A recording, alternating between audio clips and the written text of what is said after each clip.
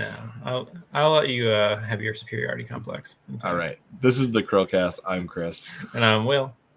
And today we're doing a live show on a Sunday again because that's just how it worked out. So that's how we're doing it.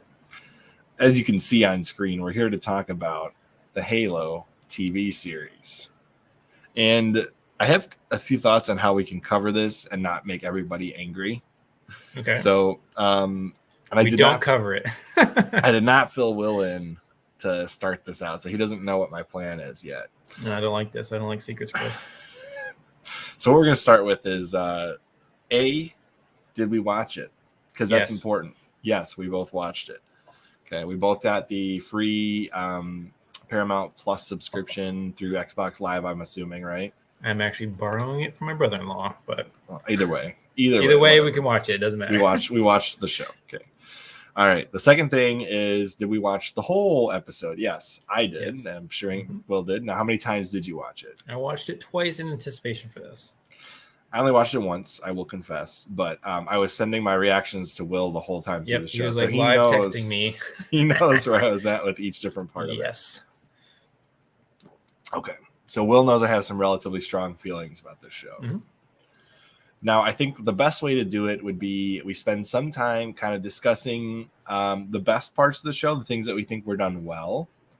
And then we can go into the things we don't think were done well. And then where we think the show can go to kind of get better as it goes, that kind of a thing. And then what would be the point where we would either stop watching it or those kinds of things. You know what I mean? Mm-hmm. All right. So let's start with, what do we think was done well? You want me to go first, Chris? Go ahead, Will. All right. Well, I think the Spartan Armors are cool. I think they look pretty good, live action. I was hesitant. I mean, it's never going to look as good as Iron Man. They filmed it during the daytime, too, the first episode, which I thought was I'll get into that later. But, yeah, no, I thought they looked pretty good. I liked the brutality of the weapons. I liked the fact that plasma shots, they just blow off limbs. And the blood splatter and stuff. I thought that was cool. Really shows kind of how scary the Covenant is. I like the energy sword that I believe it's the Reach variant. I don't know what it's called. I'm not that much of a Halo nerd, but it looked really cool coming through the door when he ignites it through that person's body. It looked good. I thought that looked cool. I liked the Elite's face a lot. I thought they did a good job modeling that. The armor. I'll get in that later. I liked the Prophet's new design. I thought that. I did like cool. The Prophet's design. Yeah, actually, I did. Yeah, I mean, I will always prefer the original, but it looks really cool in the live action. I thought it was well done. Personally, yeah, I would agree with that. Trying to think later in the episode. Did you like the way that they started the show? No, I don't.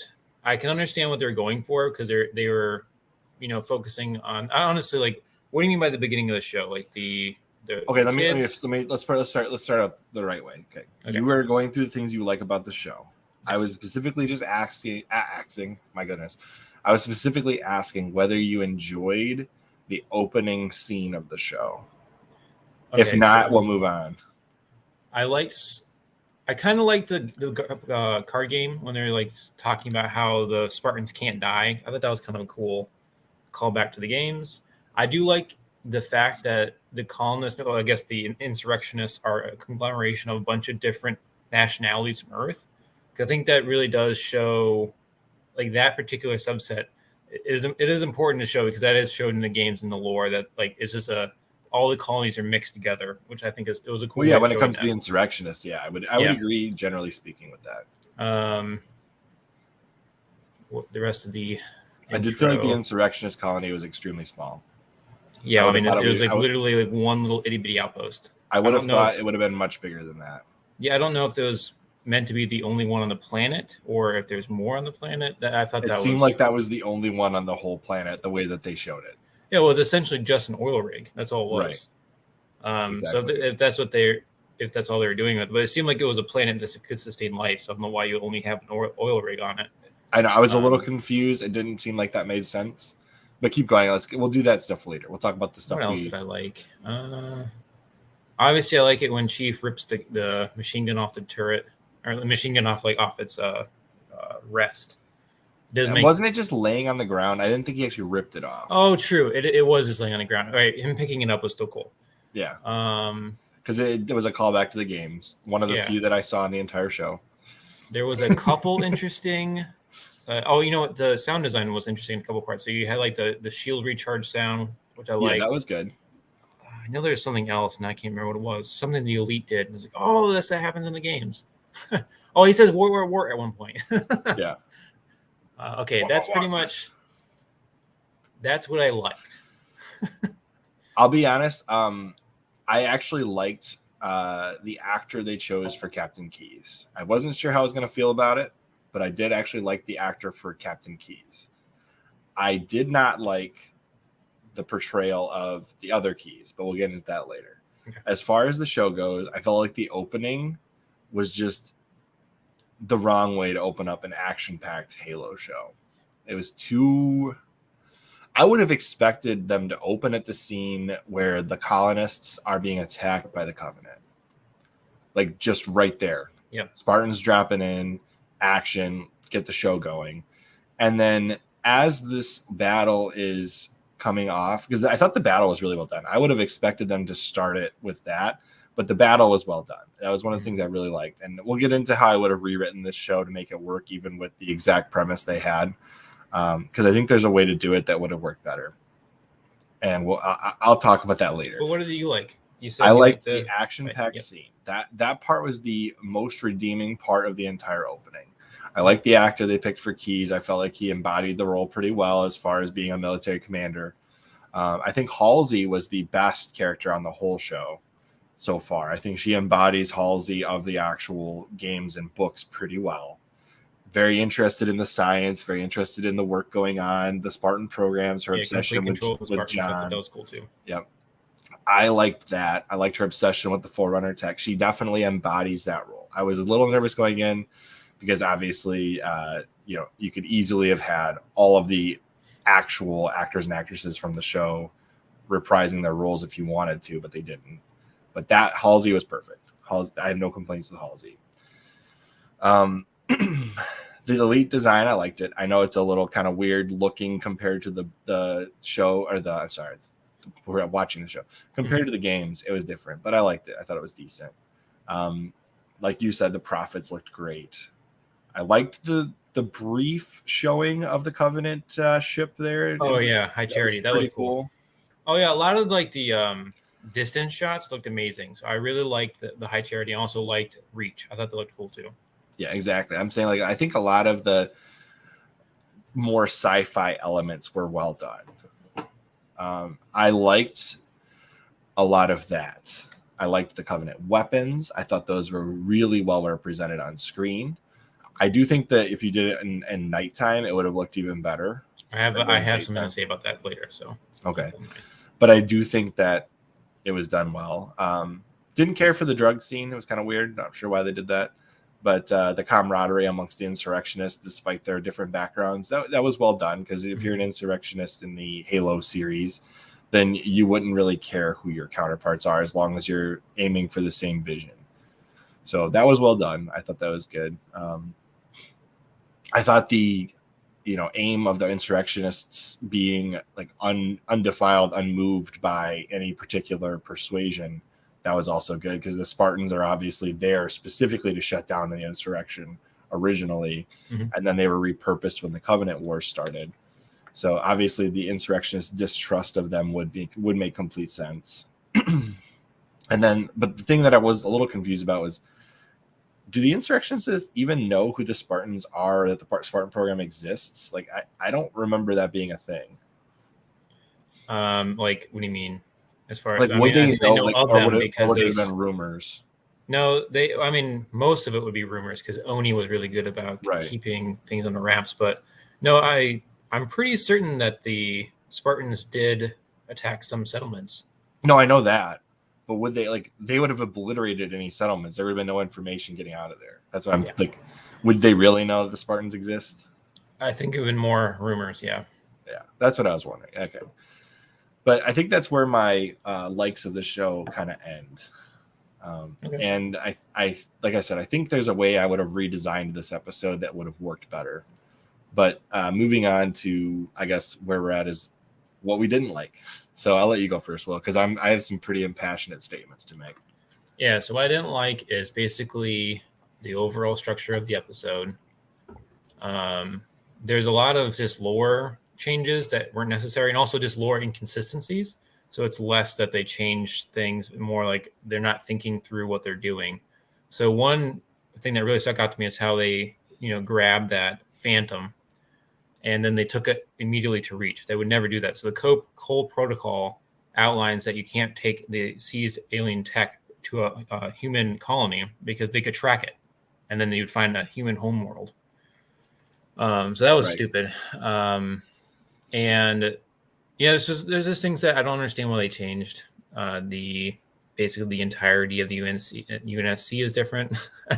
Keyes is still a captain. It looks like he might be an admiral. I don't know why he's doing what he's doing, why he's in that certain location, but he could still be a captain. Maybe I just don't understand.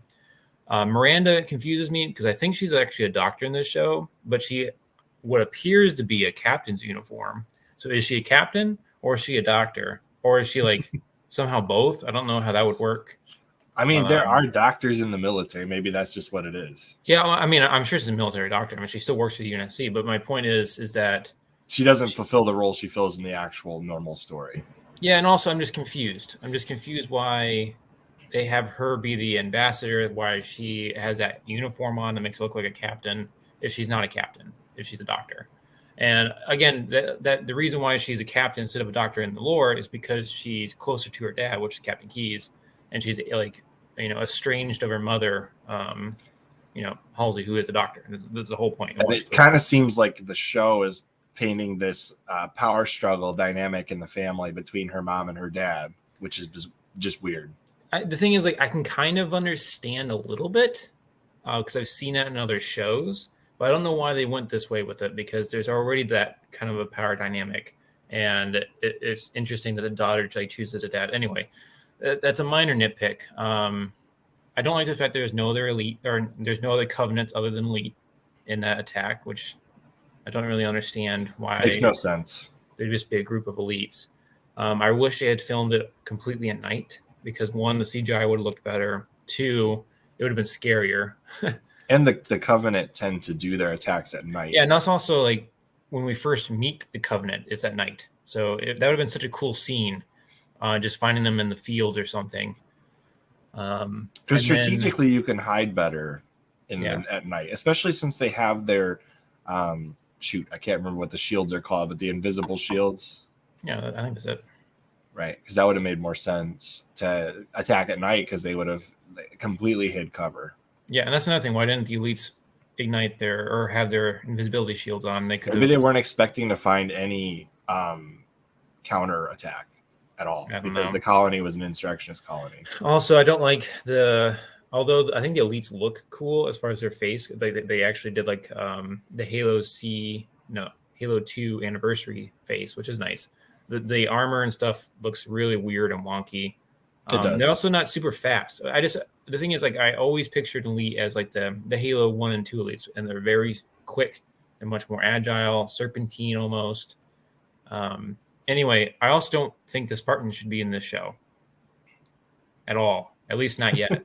So the thing is, I feel like they put in Chief simply so they could market this to a broader audience or actually like pull in the original audience. Whereas, when this show was first announced, they were going to focus on non-Chief stories. And I would have preferred that to what they're doing right now because they have Chief go AWOL, which like already, like, how do you come back from that? And then they have him like find his humanity and take off his helmet in a combat situation, which doesn't make any sense. That's like a season-ending reveal. It shouldn't have been. Yeah, and the thing is, like, I don't care about seeing his face. Like, I understand that it's not the game, so it's no longer me in the suit. I get that, but they have him do it. There's no need to show the face. Like, even if you could still have the same impact by just showing the back of his head and that the insurrectionist sees his face. And also, why does it keep it off during a combat situation? It doesn't make sense. but I think it would have been cool. The Much show cooler- should have been based around Sergeant Johnson. That's exactly what I was going to say. It should have been That's where they Sergeant should have Johnson. done. They should have done with Sergeant Johnson. You could have gotten the human aspect of the whole war, and then brought in the Spartans, and that would have been a very cool story arc. Yeah. So if you're gonna do the show the way that they have it, oops, I think I spelled that wrong. There we go, Sergeant Johnson Halo. Oops, it just went to Sergeant. All right, great. Yeah, and I would have loved an ODST show. That would have been so cool to follow ODSTs.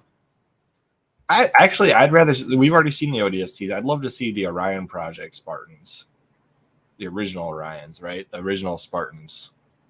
Spartans. We only know of one though, right, Johnson? I think they've discussed a few others in the books, but I could be wrong about that. It's been a while since I've dug into read it. all of them, so I don't know. Yeah.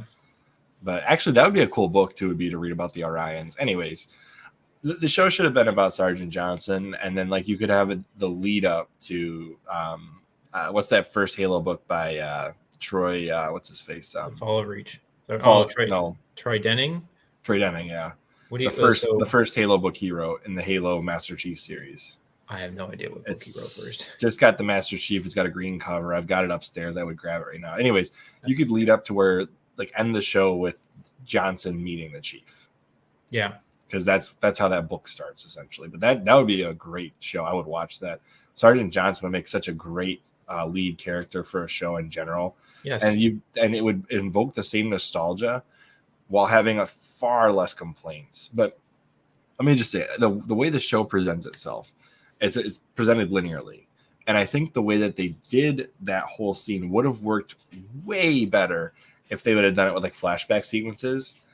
And it should have let in with the fight. Just the Covenant dropping in, drop that drug scene. We don't need that at all. They didn't need to be there at all. I know it like establishes that the daughter was a bit rebellious against her dad, who is the leader of the colony. But whatever. I don't even need to know that. What I would have started with was that fight scene and then flash forward to her being on the ship and explaining like things and whatnot, and then flash between as people are dying on the planet. Every time somebody dies, do a flash forward, flash back, flash forward throughout the fight. And the fight could have lasted almost the entire show run. And that would have worked way better, in my personal opinion, because the fighting is what Halo is known for. Lead up with that. I also don't like the Chief's voice at all. He sounds like a freaking robot, like a lifeless, soulless robot. And the Chief has never. He is a lifeless, soulless robot, but go on. He has never sounded that way in video games at all. It was like the deep, like dark, mysterious, foreboding, whispery, futuristic voice that's so generic to like every video game I've ever played. And he just sounds creepy. It's like the Chief is never supposed to sound creepy. They should have just gone the Vader route and kept the voice, and then not have like the face reveal until the very end or something. Or not at all. Or not at all. And it's tough because they got Pablo Schreiber for the role, and he's actually a pretty good actor. So you knew the moment they cast him. He sounds horrible. Oh, the moment they cast him, was like, oh, the helmet's coming off. They would never have cast that actor if they weren't going to do that. I have nothing against the actor, but his voice is wrong for the Chief. At least whatever voice he made up for the Chief, because he does not sound like anything close to the Chief. I honestly don't care that much about that if the rest of the show wasn't. Well, every time I hear him talk, I'm just like, oh my gosh, what is this? It's like, no, stop talking. Have you seen Forward on and Dawn? I have, yeah. Do you like the Chief in that one? I'd have to rewatch it now. It's been so long. I actually liked that movie back when it came out. I know that he's not necessarily like he's not prominent in that one, right? Or am I thinking of a different one? No, he's not. He's only at the end. The thing is, that was better than this first episode. Oh, yeah. It gives you the human perspective from like just normal people. Yeah. From Lasky's perspective, actually. And then at the very end, when the Covenant are just destroying everything, that's when Chief comes in and saves everyone. And it's pretty cool. Yeah, and I'll be honest with you. I think the more interesting interactions are not the UNSC and ONI throughout the entire Halo series. The more interesting politics are on the Covenant side. And that I would not mind seeing fleshed out. I could care less about the inner politics of the UNSC Now, maybe the insurrectionists versus the UNSC would be fine, but the inner politics, the inter issues in the UN, like, I don't care. I'm not going to lie to you. Like, So- those politics don't matter to me. The thing is that it is very interesting. The politics are very interesting, but I'm saying that as someone who plays the games for the action, and I'm okay reading about that in the books. Right. It is weird that that's the direction they're going with first. I mean, maybe they change it, but that's something you delve into later when everybody's hooked. When you actually have established characters and you establish the story, and then there's like oh man, this is what's really going on behind the scenes kind of moments. That would be cool. Exactly. I don't need that to start the show off. Because they're already establishing the UNSC is super evil, and they just do what they have to win against the Covenant, which ends up being really terrible things that they do. But you're not supposed to know that right off the bat, because why are you fighting for them then? And if you're gonna do this flashback with the Master Chief, like, establish that like now. You know, this thing where his family's the flashbacks. I don't understand what that whole storyline is. That doesn't, like, I know what it is, but I don't know why they're doing it. And then them just straight up ripping off Mass Effect with the whole like touching an object from Forerunner technology and having it beam into his head. Is like, really? Like, you guys are gonna just rip off? Did Mass you hear Effect the Mass Effect Easter egg in that show? Yeah, that's what I'm talking about. No, the Easter egg. Or is there another one that I missed? No, there is another one. So it's it says Master, like in the background you can hear Commander Shepard come to the, what is this ship name? Like Scalia or something? No, the shoot, I should know this. Normandy. No, it's not his ship. It's okay. It's a station or something, but they say Commander Shepard in the background. So there is actually a Mass Effect Easter egg in the show after they rip off Mass Effect for the plot. That's funny. I did not realize that. 20 minutes late for /frag here, huh? Yeah, I mean, basically where I'm at is like, this doesn't feel like a Halo show true to the form of Halo. It feels like they have the Halo universe and they're just borrowing Halo for this other plot they're running. You know what I mean? It does not feel like they really thought out and crafted a well-written, because I was actually boring my wife with explaining why I don't like the first episode very much in pretty brutal detail in the car earlier today. And I came up with this. I was like, you know what? The Halo story writes itself. All of the plot is already there. All of the stories have already been written, and all you have to do is produce a show. Yeah, well, that's what they should do. Any deviation from the story that's already there is going to make people angry. Well, all they had to do is follow the established story. So they could have started on Reach, followed Chief from there. They could have started like exactly how Halo 1 starts, followed Chief from there. They could have done Halo Wars. That would have been a cool story to see on TV. Yeah. Or they could have done something that has nothing to do with Chief. You know what I mean? Fill in the blanks, but follow the main plot points. Yeah. The thing is, they could also just done nothing with Chief, and that would have been fine. Focus on someone else. It is a big universe. And the thing is, they're talking. I saw an article or something about how they've gone through like 90 different drafts or different versions of the story. And I'm telling you, when it first announced, they said no Chief, and then some executives like, no, we have to have Chief, and it completely ruined everything because I don't think Chief should be in the story, at least not yet. I realize it's only one episode, so I'm being very harsh on it. I think this episode could have worked exactly the same way. Swap out Spartans for the Orions. Yeah, well, they could have just had Sergeant solo that entire Covenant team. I would have been all for it. Like, Sergeant Johnson would have worked. Like, that's the thing. Swap out Chief for any other character in this universe, and it probably would have worked. You could have had Locke, like any other, like, obviously, like, timeline wise, it would have worked. Locke would have been cool. I'm just saying, like, any other character would have worked just fine in the Chief's shoes, and that's why this show is bad. Yeah. Because if you're going to use the Chief, it needs to mean something. And it doesn't. It means absolutely nothing. Yeah. It doesn't fit his storyline. It doesn't fit the lore that's established. It doesn't even fit my own canon and lore and stuff. And I wasn't expecting it to do the very first episode. That was a mistake. They shouldn't have done that. I will say there is a change that if I think is what it is, I'm actually all for it. So they have that random person in the Covenant. And when I first saw the trailer, I was like, what the F is this? Why is there this freaking person? She looks like one of those characters from... she's supposed to be the librarian.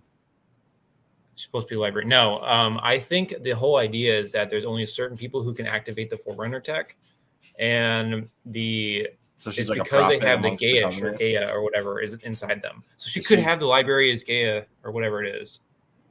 And then That was Chief my has first the thought, Didact. was that she's probably the librarian or something. That was my Yeah. first thought.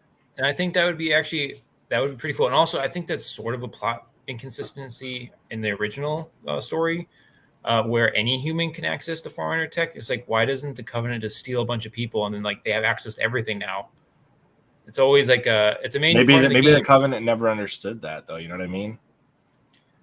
No, the thing is, the three main prophets knew that people were reclaimers, and they purposely allowed the mistranslation that there was a reclamation to be propagated throughout the Covenant. Oh, okay. So those three knew. They probably didn't want the rest of the No, they didn't. to know that. But I mean, like you see them, like they use Miranda to access stuff, and they use Johnson to access stuff. Obviously, Chief can do it.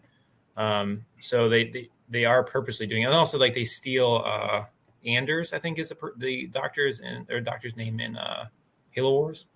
That sounds right. Yeah. So Anyway, here's something right here. It says essay. It says the story of Buck and his journey as an OZST before and after Reach also would like an episode where he witnessed the rookie's death at the hand of that rebel woman. That'd be interesting. Yeah. But I think. Go ahead. I'm gonna say there's so many stories you could tell. Why are they telling the Chief story but completely changing it? I don't understand. I still think the Halo TV show would have worked better as like a Medici miniseries where you just tell like various lore of the Halo series. I know that the continuous story is like one of those things that really drives viewership, but the Halo community has been so beaten down lately by like changes that have been made or this or that, and like Halo Infinite is not doing as well as we were all hoping it would. To have a show just spit in the face of the Halo canon and story and just like say we're just gonna do our own thing, like it kind of rubs me the wrong way. It's almost like, that's cool that you guys all like this thing, but we're gonna make a real show. It's like that's kind of what it felt like when they said that. It's like, really? So you're gonna say that all of these people that love the Halo game series, the Halo books, that'd be like if The Witcher was like, all right, we know you like these games and these books, but we're not gonna follow either. Yeah, I mean, they did follow the books instead of the games, but I mean, that's they're doing fine, a great job though. with that. At least they picked one. Yeah, the show's like, we're just going to do our own thing. This reminds me of, do you remember when Kathleen Kennedy said that there was no established lore for Star Wars to base movies off of? Exactly. Like, what are you talking about? There are hundreds of books. The only reason there isn't lore is because you guys threw it all out. Yeah. It's like, the thing is, to throw it out, it had to exist. Anyway, that was done. That's how I feel about this show right now. I'm slightly intrigued just because I want to see like where this train wreck is going. And what my deepest hope is that this season is going to follow its course because they've already made it. People are going to give the feedback. It's like, this is stupid and this is terrible. And I'm hoping, because it's already renewed for 2 seasons, that they'll take the criticism, like the constructive criticism, and then they'll refocus onto, I don't know, like an actual Halo story. Well, here's the thing. Paramount is the same company that screwed up the Sonic design and then fixed it before they released the movie. So, like, I have some faith that they'll take community feedback and fix things. Yeah, I hope so. But here's the thing that I would like when I'm saying that the Witcher series was able to adapt to the books and still produce a good TV show. You had 2 different established lores. You had the book lore and you had the game lore, and you could kind of choose like, okay, which one are we going to take? When it comes to Halo, there is one continuous lore like Star Wars. Yep. If you choose to deviate, you have started your own version of the lore. And that makes a lot of people angry. At least with The Witcher, you had a choice because they both existed. And that thing is like, okay, I am hesitant to say that I'm okay with people changing the lore, but the thing is, like, comic book movies are all different, and they do really interesting things sometimes with changing the lore. But that's been established over a lot of years of doing that. Yeah. So again, but like comic books change lore all the time. So I can see it working. However, if this is what they're changing it for, like this is their vision that they just had to make it and they couldn't make the established lore, I'm not that excited about it. It sucks so far. Now, let's move on to why I'm upset about the Master Chief's helmet coming off. Okay. It goes in line with the same, like the voice change too. It's like it has been established throughout years of work by Bungie and 343 that the Chief does not show his face on camera. One time he did. No. Halo 4, he does. Yeah. 343 already freaking did it. Okay, I don't recall this. I'm It's going at to the very pretend. end of the game. Why do I not remember this at all? I don't know. It was like sort of controversial at the time. All you see is really like his nose and his Isn't eyes. it a reflection? No, it's his face. You see the helmet come off. Okay, well, we're going to find out right now. With Halo. the didact, with the voiceover. How do you not remember this? I don't remember it at all. Like, the reclamation has just begun. And then Let's you see see. Chief's face. Now you're going to screw me. There it is. This? No, the eyes. That's what you see. The dead eyes? Mm-hmm. That's not a face reveal. Yeah, it is. It's more than you've ever gotten No, before. It doesn't count. That's part of his face, Chris. It doesn't count. His dead black eyes. And also, they showed him as a baby. Well, yeah, but we've all, like, that's always been there. Nobody's ever questioned that. I'm not worried about that. Yeah, see right here. He takes off his helmet in Halo 1, and you don't see his face, right? And he puts on his helmet in a different, I don't know if it was a trailer or, yeah, it was the trailer for the original Halo Infinite trailer. He puts on his helmet. Starry Dream or Starry Night or whatever. Yeah. Yeah, whichever one it is. Either way, it's been established throughout years and years of lore that you just never see it. We don't. That other people do, and they can react appropriately. But I think that's part of it, though, is like the Chief is better without a face. Because once you give him a face, well, now it's different. Everything's different. Yeah, and the thing is, the argument always is like, you know, in the games it's supposed to embody you, and you become Chief, so like the character is like acting the way that you would act. So that's why they never show his face. And then in movies, they generally like, well, you have to like show the face because it's no longer just you. Like they're trying to show like a different perspective. And well, like, I think the show, if you're gonna have the Chief in it, you tell it from the perspective of the Chief. He should be one of the perspectives, and therefore you still are the Chief in the show, and that would have worked fine. Yeah, like you're still the person. Like I don't know how you would do that, but I think it would still be cool not showing his face. You shouldn't. It just shouldn't be a thing. And it could, if it's told from the perspective of the Chief, you're in the Chief's head. You're essentially from the perspective of Cortana. Then you're seeing what the Chief sees, and you're not interacting with him, but you get to see what he's doing and kind of think about what he's doing. No, it's like, I mean, a perfect character is Darth Vader. You don't see his face until the very end. And like the thing is, you never once don't know what he's thinking. You always know what he's thinking. It's right. Like you could do the same thing with the Chief. You could. You easily and like could. the Mandalorian, like the most of the time he has the helmet on, you know what's going on. It's ridiculous. Yeah, you don't. And then the reason he takes off is like, when would the Chief ever defy an order? In the beginning of that time, in that time frame, he would never defy an order. It breaks canon for me that he defies the order that early on. He doesn't even have Cortana. There's no part of him that is quote unquote human yet. The thing is, 343 just constantly wants him to break orders. So he breaks orders in Halo 4. He goes AWOL in Halo 5. Well, I mean, that's going AWOL in this one. It makes sense though, from the lore perspective after 4. That he would be less likely to take orders because of the Cortana situation. At least that makes sense. Yeah. He doesn't even have Cortana yet. He's still a mean, lean killing machine. Like, there's no point to him breaking orders this early. No, I don't understand. Again, yeah, like where do you go from here? I was hoping that this show would end up like you have all this backstory stuff, and then you end up at the Fall of Reach. So, and that's when you actually pick up like, oh, everyone knows this story. Like we can start following the proper timeline or whatever. But I don't know how you get there from here. I don't know how you get there from there now. It doesn't make like, sense. How does he walk this? What are they going to do? Have Halsey wipe his memory or something and then put Cortana in his AI chip? That could work. Yeah, that's probably a better idea than what they have. Because Halsey probably could wipe his memory at this point, throw him in like a I don't know, brainwashing chamber for several hours and then put him in stasis until Halo CE. Yep.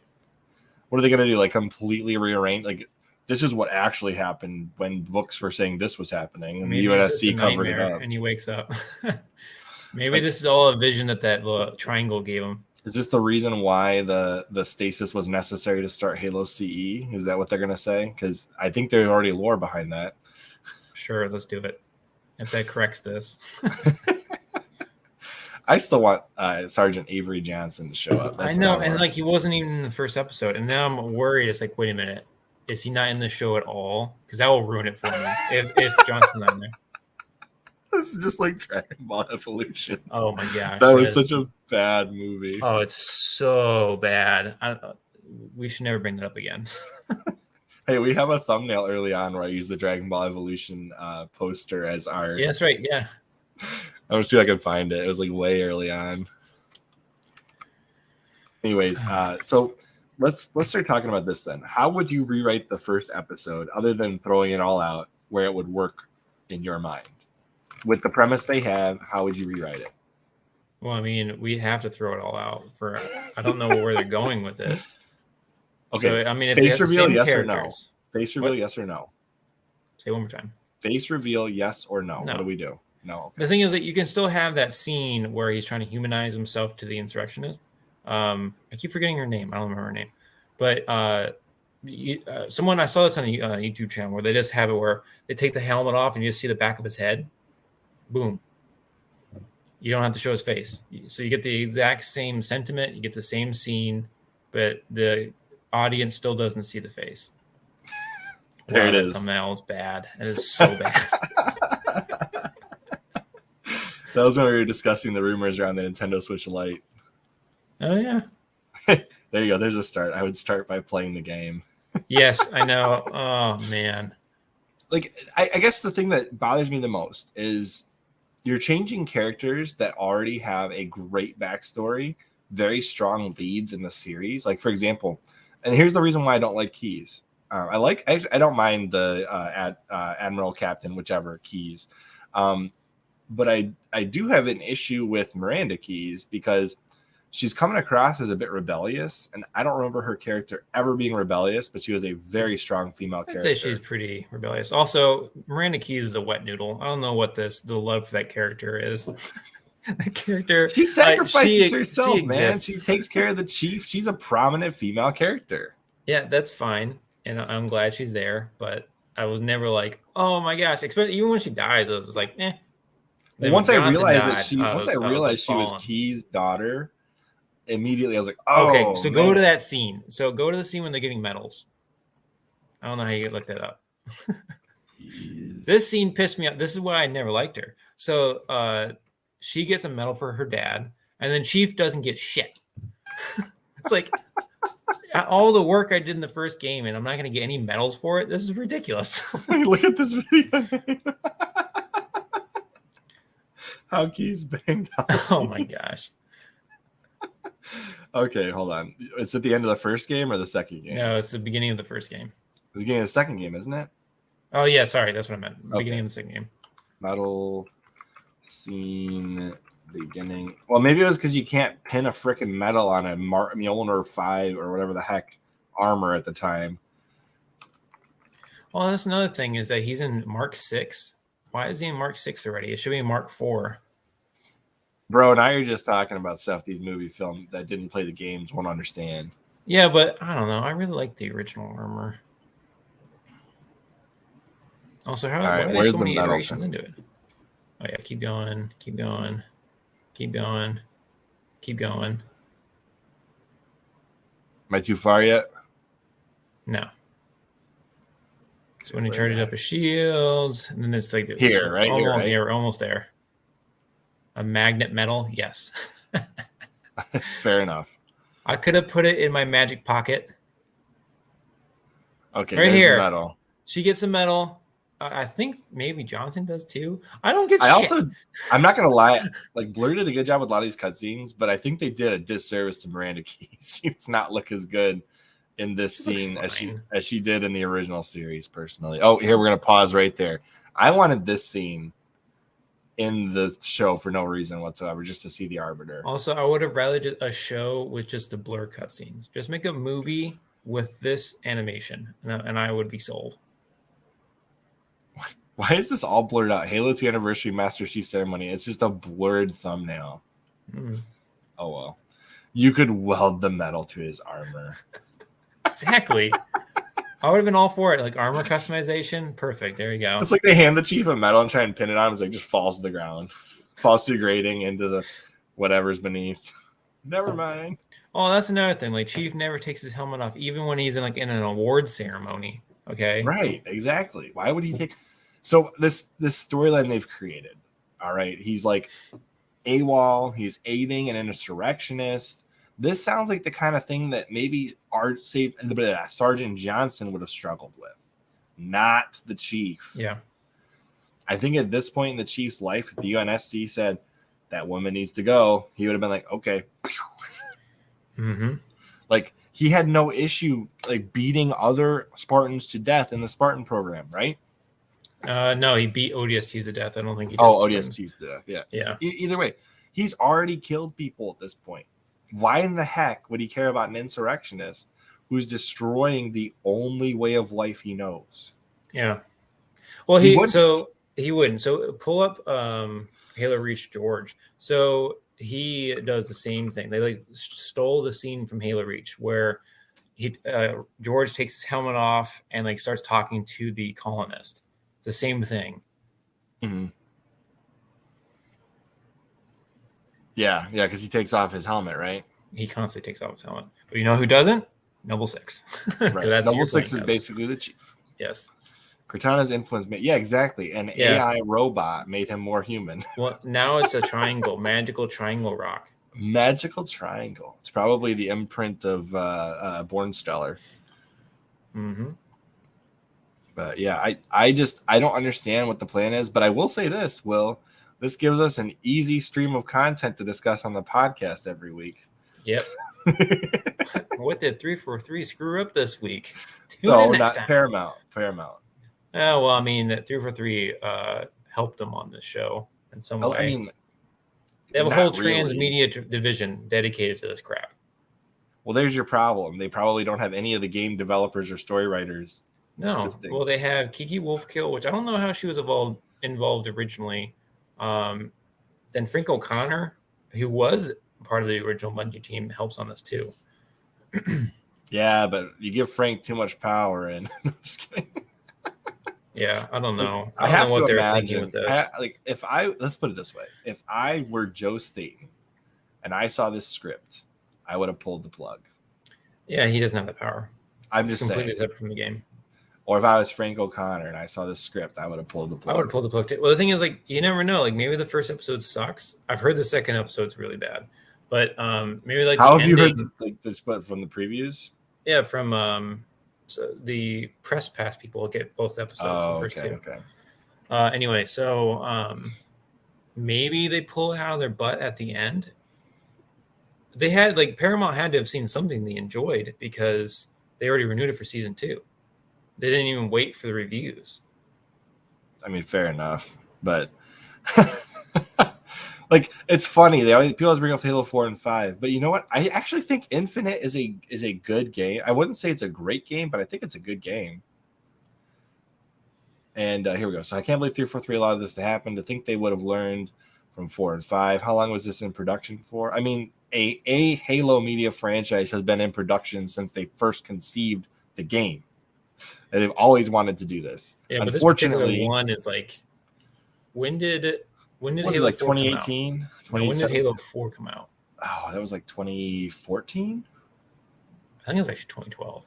Was it that long ago? I didn't think Halo 4 was that old. Yeah, this show has been rumored to be made. No, that's not true. So it's been made since the reveal of Xbox One. That's when Steven Spielberg was attached. Okay. And I was super pumped. Even though I'm not really a big fan of Spielberg, I was like, I think he'd do a good job. Honestly, if I was going to pick somebody to direct anything Halo, I would have picked, was it Peter Jackson? You mean Neil Blomkamp or whatever his name is? No, I would have picked Peter Jackson. I don't know, because he was the movie that he was going to direct sounded super weird, and I'm not thrilled about it. All right, who directed Lord of the Rings? Wasn't it? Yeah, Peter Jackson. Yeah, it's Peter Jackson. I would have picked Peter Jackson. I thought you were talking about the guy who was going to make the movie, and then they pulled the funding, so he ended up I would making have just picked. I would have just said, nope, I want Peter Jackson, or this show ain't happening. Yeah, we'll look up District 9. Even honestly, I would have even been kind of okay with J.J. Abrams, kind of. Because he did all right with Episode 7, and he recovered the Star Wars series to the best of his ability in 9. So, like, yeah, he would have been okay. He tried to make the 2 movies, and they said no. So I think he would have, if he was able to get 2 movies out of that, he probably would have fixed it. But, yeah, that middle movie really screwed that franchise. And honestly, the funniest thing about that is the guy that was the director of 8 in the Star Wars series. He makes good movies. I've seen several of them. Like, he's actually a really good director. Don't think he had oversight, and he didn't know what he was doing, and no one looked at his script and said, "Oh no, this is just a first draft." This movie, Knives Out. If you ever want to see what kind of good movies this guy has produced, this movie's great, and Rian Johnson wrote it. I liked Looper too. I haven't seen Looper, but this one's good. Knives Out is fantastic. I was surprised how good that was. So. And Daniel Craig plays like a Southern detective, and he has like a really weird Southern accent, which actually works really well. I was surprised how well he pulled that off. Yeah. Daniel Craig's a much better actor than I gave him credit for when he was just the Bond guy. The Halo content keeps getting more and more dry. Could Halo be reaching its end? How dare you, sir? So if you look at the poll I just put up, I'll put it up on the screen here. I did put a poll out because I was going to discuss this, and maybe you and I can do this next week as part of the podcast, Will. But I know, like, you get all these Act-Man videos, like, how do you fix Halo? But that's not where I'm at. Like, let's see here. No wonder it took such a left turn from what they've learned throughout the years. I do believe they did a good job-ish with Halo Infinite. Just a little tired with the incomplete games, but I digress. Yeah, like I said, Halo Infinite is a good game. I wouldn't say great, but it's a good game. So the poll I put out, a really good base, and then I don't know what happened after they. Here's the latest poll. At the end.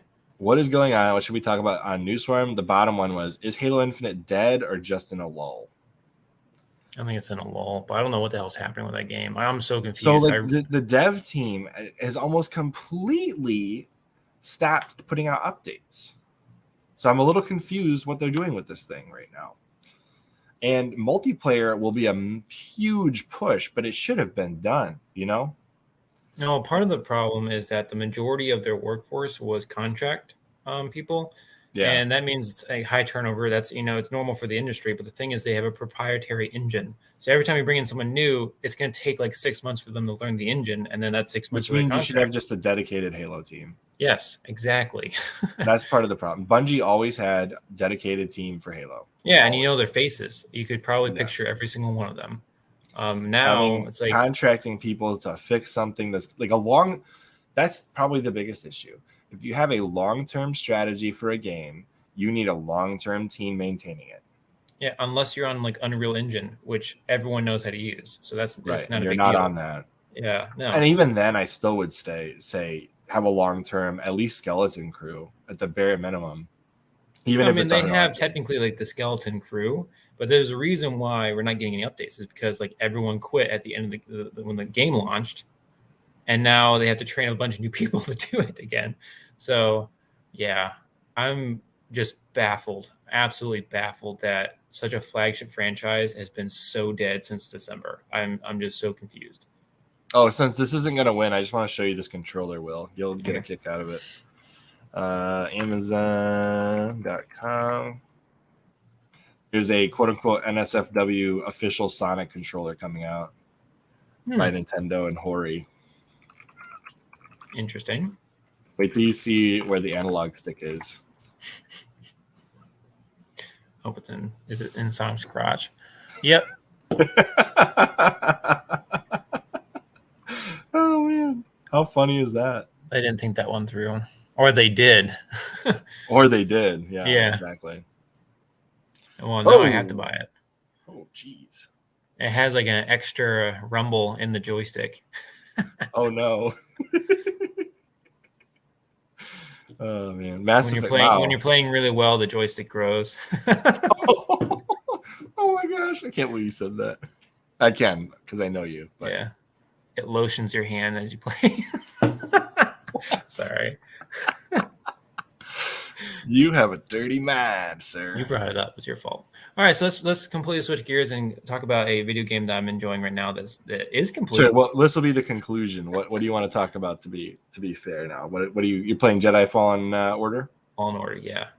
So I finally decided to start playing it, and I honestly am enjoying it. At first, I wasn't a huge fan of it, mostly because I always want to be super overpowered. As you start off with like no powers, and you have to slowly build it up. But it's essentially like Zelda. You know how like every time you do a dungeon, you get a new equipment item.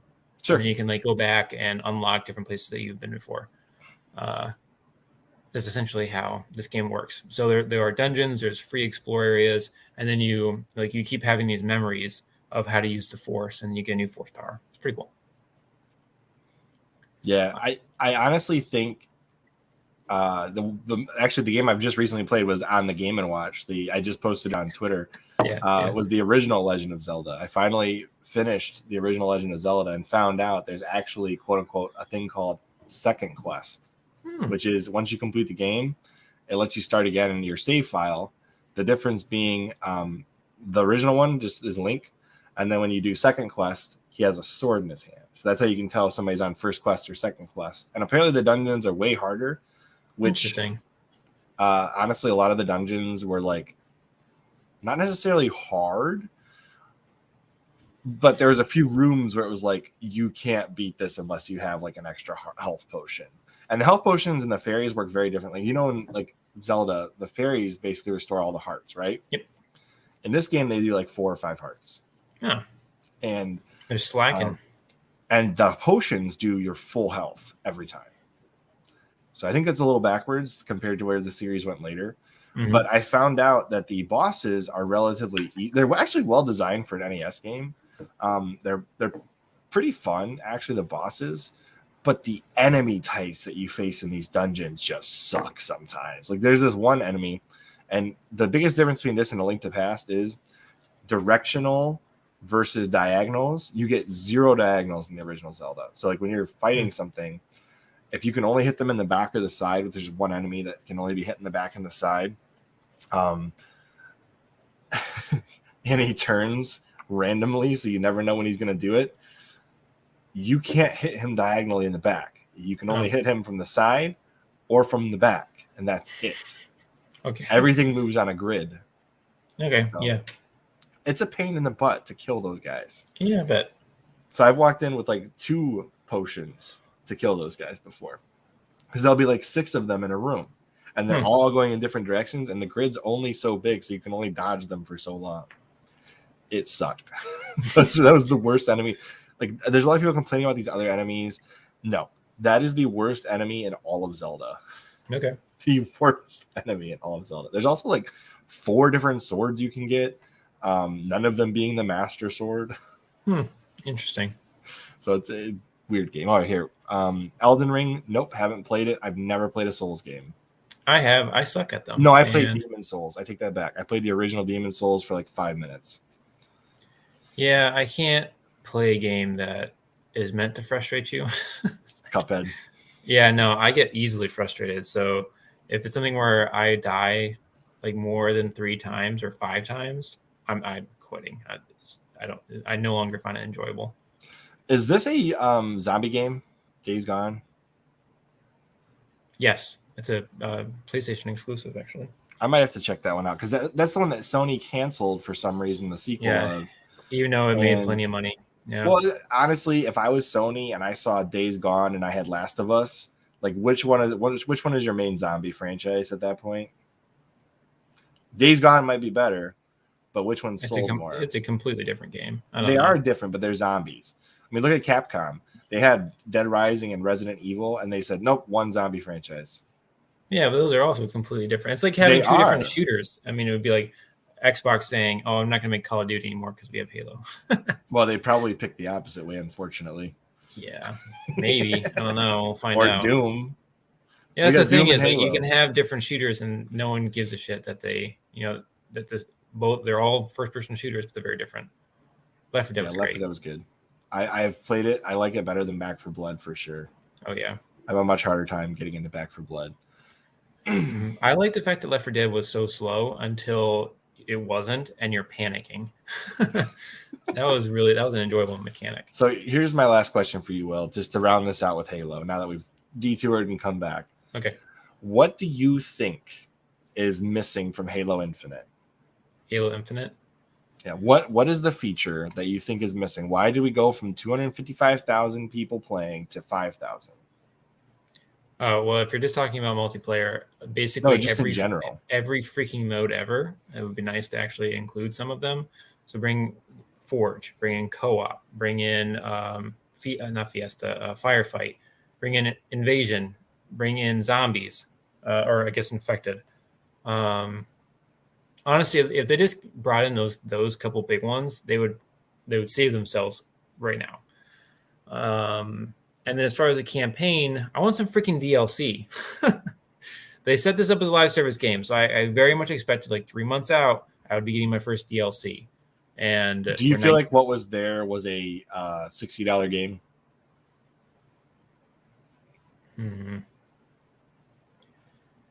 Honestly, yeah, I've replayed it twice, and I put in probably 30 hours in both playthroughs, so that's like equals 60 hours in the game, not including multiplayer. So yeah, I think I got $60 worth out of mine. Okay, because I think there's probably $60 worth of game there, but it doesn't live up to the previous expectations I've seen from other people with, content games like that. Like if you were to compare the length of time you can play Breath of the Wild with the length of time you can play Halo Infinite, would you think they're comparable? It's a completely different genre, and you can't compare those two. They are, but they're both open world in the same way. For the most part. No, I mean, obviously, Zelda is way bigger, and there's way more to do. There's also not a multiplayer component. So multiplayer component's not part of the $60. Yeah, fair. But the thing is, I paid $60 for Halo 1 and never played multiplayer, and that was a much shorter game. And I love that game, and that's totally worth it. You know what the difference is between Halo 1 and Halo Infinite is? A finished story? I have played Halo 1 like 10, 20 times, and I've enjoyed it every time. Yeah, but I mean, that also came out in 2001. I mean, you're going to end up playing Halo Infinite more than once. Maybe. Have you finished it yet? Nope. It's because you started on Legendary. That was such a mistake. No, it's because I'm not enjoying it right now. It's because you're on Legendary. I bet if I put it on normal and I finished it in like, I don't know, 7, 8 hours, whatever the time frame is, I still wouldn't necessarily enjoy it. You will like it so much more. I'm telling you, like, just trust me. I've gone through and played it on both now, and Legendary was hard. It was way better than when I have more time to finish Infinite, when I'm not in this, like, you got one night a week and I want to play a game that's not frustrating for that one night a week that I can play. Fair. It's not going to be Halo. Fair. It might be Halo 3 or Halo 4, Halo 5 or 2 or 1, whatever, one of those, but it's not going to be Infinite right now. Okay. All right. My personal opinion is this game should have come out this year. And a second year delay, you mean? I think it should have been delayed one more year, personally, because this year, I mean, all bets are off, but I would have thought supply chain would have been better by now. You could have had more Halo Infinite Xboxes ready to go. You could have had the multiplayer actually ironed out and working correctly. The multiplayer might have been done on campaign, and you would have had the first ready-to-go game on launch in years for the Halo series. Yep. I don't even think they know should what happened during development, because I mean, it was in development for like what, 7 years, something like that, 6 years. And I get the fact that they worked on the Slip Space engine for 3 of that or whatever, but that's still 3 years of development, and I don't understand why. The Slip Space engine works well. Clearly, yeah, it's fine. It looks fine. I mean, so whatever they did with that engine, it's working well. The physics are fine, but I just don't understand what happened. Right. I understand what you're saying. Like where's the rest of it? And then I also think that one of the things that does turn a lot of people off is the fact that originally you were supposed to be able to traverse the whole ring, and the whole ring has now become all, wilderness. There's no biome changes really. No. Other than the space, the space part in the beginning was super cool. Yeah, and like the thing is, the biome is really repetitive, and I didn't mind it the first playthrough. The second playthrough, I was like, yeah, this is kind of repetitive, and I really expected like within 3 months to get like, oh, here's the snow campaign, and then here's the swamp campaign. I don't understand where. Plus, like where we didn't need a new bad guy. Just bring the flood back. Well, I fully expect him to eventually do that, but like, when is it going to happen? Like 20 years from now? Well, if you wait too long to update Halo, you will lose the audience. That's the problem. Fortnite has like literally weekly changes, and it's skin. People are happy about it. Halo needs something on a regular, consistent basis to keep people interested in. Mm-hmm. Like, even if it was once per quarter, they dropped a new DLC campaign for the next 2 years. Yeah. Good enough. The thing is, I'm all about DLC for the campaign. The thing is, I thought I'd even pay $5. I'd pay $5 a DLC. I don't care. Yeah, or even I'd 10. probably pay 10. Yeah, easy. If it dropped every 3 months, that'd be freaking awesome. So, I think that's what's missing. I think they need to fix the multiplayer playlist and add Forge, which I'm assuming they're still working on, and then obviously DLC and multiplayer for the campaign. Yep. And then once they get those things, I think this thing is pumping on all fronts. I just think it might be too little too late to restore the entire base that bought it originally. Yeah. I mean, we've seen success stories before when games launch, they don't do super well. Well, Destiny launched really strongly. It dipped and then came back.